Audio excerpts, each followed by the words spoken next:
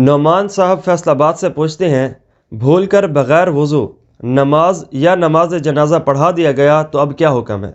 نماز یا نماز جنازہ بغیر وضو کے پڑھا دیا گیا ہے تو پھر دوبارہ اعلان کرنا ہوگا کہ جو نماز پڑھائی گئی ہے وہ بغیر وضو کے تھی تو دوبارہ اسے لوٹائی جائے، اور اگر وقت موجود ہے تو ادا ہوگی اور دوبارہ نماز پڑھ لی جائے گی، اور اگر وقت گزر چکا ہے، وقت کے گزرنے کے بعد یاد آیا ہے تو اس وقت بھی بتانا ضروری ہے اور اس کے ساتھ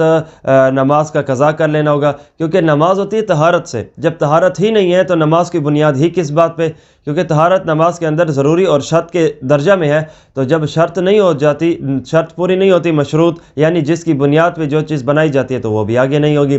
اور رہ گئی بات اب نماز جنازہ کی، تو نماز جنازہ دوبارہ قبر پہ پڑھی جائے گی، کیونکہ بغیر وضو کے نماز جنازہ جس طرح بغیر وضو کے نماز نہیں، اسی طرح بغیر وضو کے نماز جنازہ نہیں ہے۔ اب رہ گئی بات یہ کہ جب تک میت اندر گل سڑ نہ گئی ہو تو اس سے پہلے جو ہے وہ نماز جنازہ قبر پہ جا کے پڑھا جائے گا۔ اب یہ ہے کہ ہمیں کیسے پتہ چلے گا کہ میت کی کیا حال ہے قبر کے اندر؟ تو وہ فقہا نے اندازہ لگایا کہ عام طور پر زیادہ تر جو دیکھا جاتا ہے وہ 3 دن کے اندر جو ہے میت ابھی اپنے پوری مکمل اپنی باڈی اور حالت کے اندر موجود ہوتی ہے، باقی جسم کا